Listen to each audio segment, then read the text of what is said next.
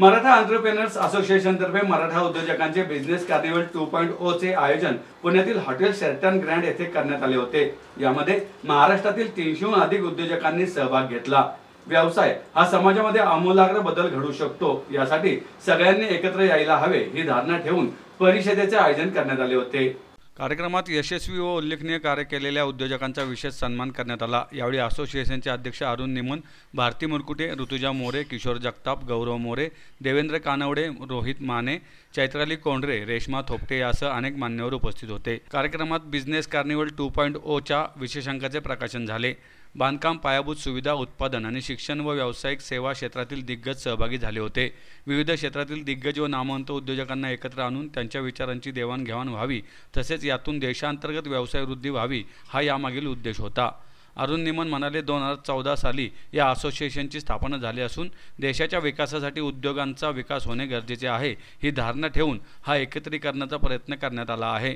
मराठा समाजातील उद्योजकांनी इतर संस्थांसोबत संलग्न होत कशा प्रकारे व्यवसाय वृद्धी करता येईल हे पाहणे देखील गरजेचे आहे।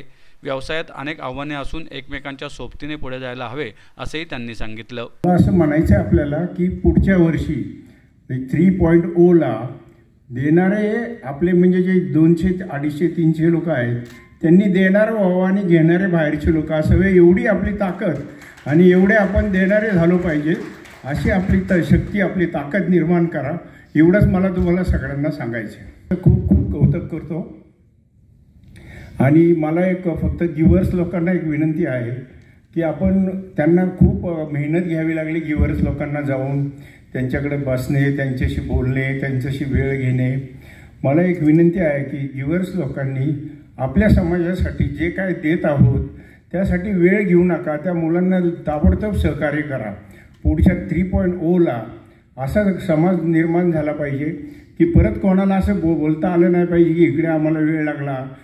सर्वांचे ॲडव्हर्टाइजमेंट्स पण घेतले होते, जवळजवळ 60 एंटरप्रेनर्सचे त्याच्यात ॲडव्हर्टाइजमेंट्स आहेत।